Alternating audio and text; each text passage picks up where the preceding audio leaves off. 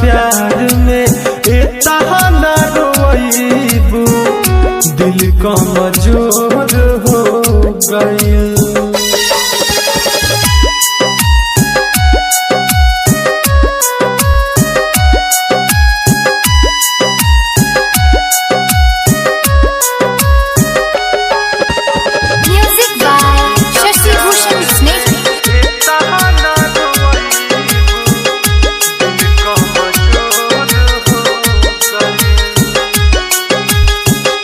दिलवा के भीतर बन के बसल रहलू जान हो, पल भर में तूर दिहलू सारा यार मान हो।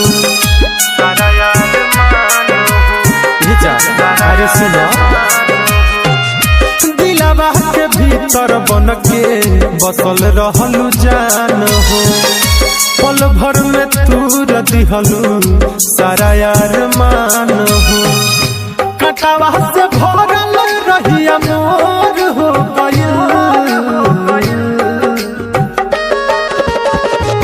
जननी ना प्यार में इतना न रोइबू, दिल कमजोर हो गइल। जननी ना प्यार में इतना न रोइबू, दिल कमजोर हो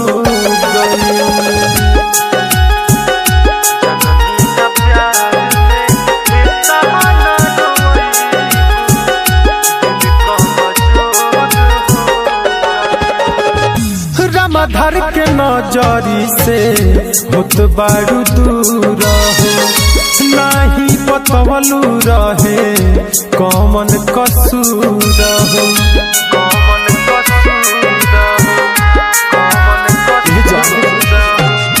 रामाधर के नजरी से होत बारू दूर हो, नाही बतवलू रहे कौन कसूर हो।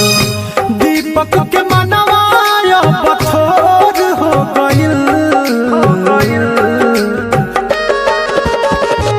जननी ना प्यार में इतना न रोइबू, दिल कमजोर हो गइल।